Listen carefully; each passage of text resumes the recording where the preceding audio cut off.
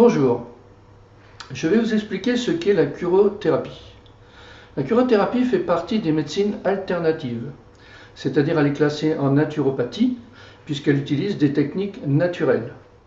La médecine officielle se consacre au corps physique, au microscope, aux atomes, à tout ce qui est visible au microscope.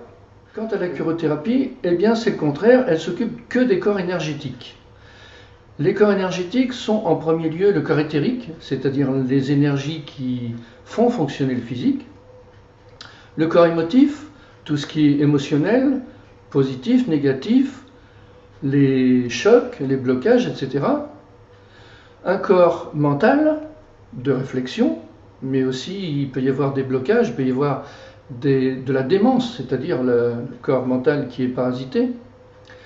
Un corps causal, de programme, tous les réflexes conditionnés, tous les programmes que l'on acquiert au cours de la vie, mais aussi dans les vies antérieures, les blessures de vie antérieure, on les retrouve dans le corps causal. Un corps spirituel, de l'esprit, des techniques de l'esprit, des aspirations, avec là aussi ces blocages, ces altérations.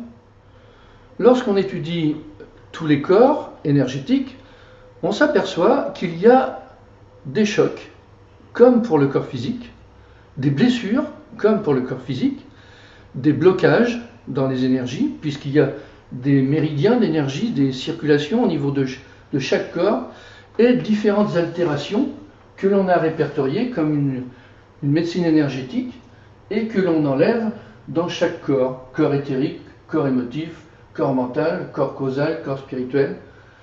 Si on a par exemple une affection émotive au niveau du cœur, que l'on n'enlève pas, eh bien, on peut créer un problème cardiaque, donc sur le physique, de même que l'on peut créer un cancer au niveau du physique, mais la problématique se trouve au niveau du corps émotif.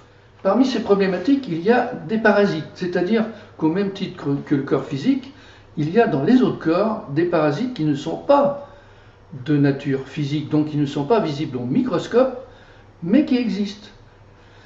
Je prends par exemple l'exemple de l'arthrose, un exemple courant. En curothérapie, on s'est aperçu qu'il y a des parasites qui consomment l'énergie des os, et à partir de ce moment-là, évidemment, les molécules tombent, et c'est ce qu'on appelle l'arthrose. Donc nous, en curothérapie, on nettoie tous les corps énergétiques, mais aussi on nettoie l'habitat, parce que s'il y a un habitat qui est malsain, eh bien la personne va être affectée en permanence. Il peut y avoir des affections naturelles, mais il peut y avoir aussi des affections dues aux inventions de l'homme, les champs électriques, les champs magnétiques, etc.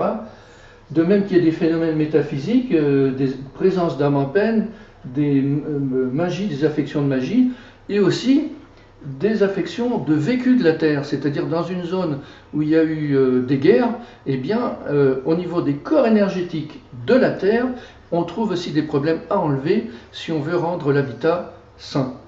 Tout le monde vit et tout le monde peut être affecté au niveau des corps énergétiques.